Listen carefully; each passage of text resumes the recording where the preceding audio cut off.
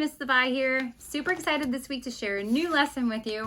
It is Busy Butterfly.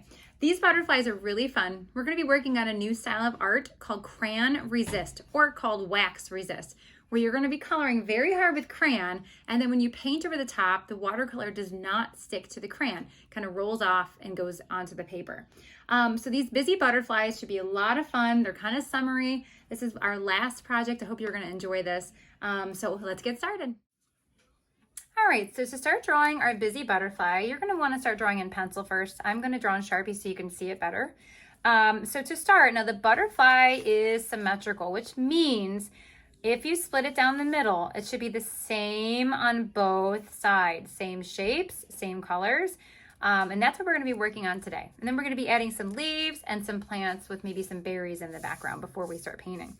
So step one, in the middle of your paper, so find the middle. If you want to fold it and create a center line, you can, or the midline, and then draw on there, you can.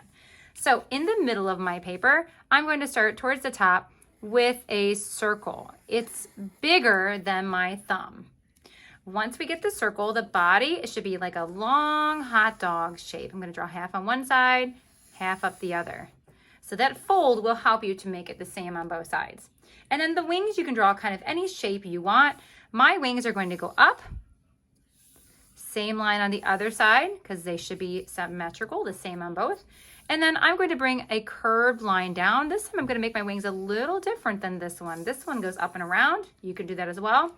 I'm going to make two separate wings this time. And then do your best to get them to be the same on the other side. Then maybe I want to start and do a shape down here, back to the body, start, and they're big U's to the side. Make them as close as you can. They're not going to be exact. Mine is not exact at all.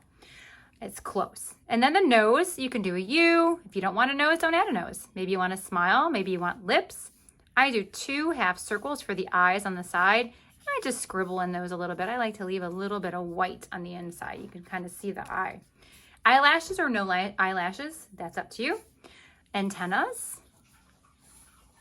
And then inside the wing, we're gonna break inside the wing into shapes.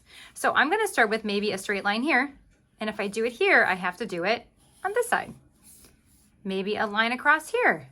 And if I do a line here, I have to do a line across on the other side. Maybe I want a big circle here. Same thing on the other. This time I'm gonna do a wavy line. If I do it here, I do it here. And maybe I want to have a heart. Maybe you want to have a diamond. I'm going to do a heart on both sides. And then in the body, I'm going to add stripes or zigzag lines, whatever you want to add inside the body. Now for the leaves. You can make any sort of size or shape leaf you want, ovals or circles. And then I add the veins up the middle. They look like little trees. And then maybe I'll do one more here with the veins in the middle. And then I'm gonna separate, I'm gonna put some here and then up here. I like to fill my space. Wherever it looks empty, that's where I put things in. So I'm gonna do a different leaf. This one's gonna be a bigger round leaf with the veins in the middle. You can add a stem and then another big round leaf. Maybe it goes under this leaf. That's called overlapping. And then my berries. It's just 1 line, 2 lines, some little lines coming off for the branches, and then you add your berries. They're just circles. And then maybe I'll have a branch at the top.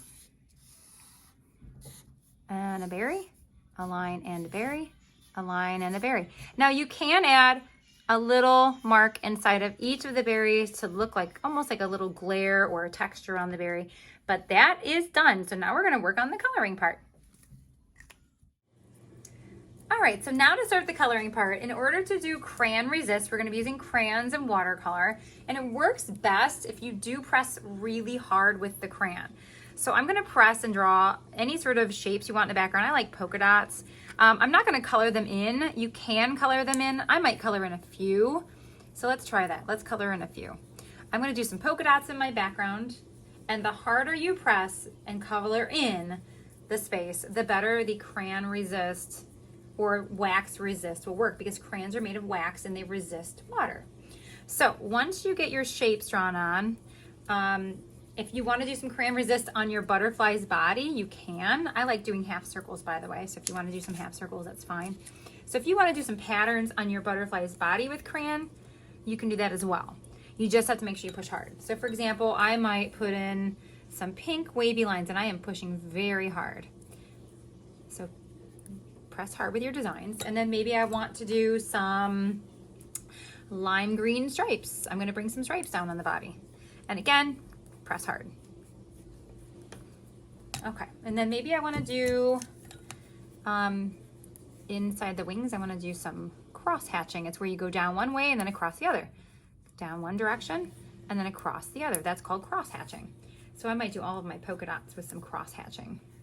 This one's going diagonal, but it's still cross hatching. And keep in mind, a butterfly should be symmetrical. Whatever you do to one side, you're going to do to the other. Symmetry or symmetrical means the same on both sides.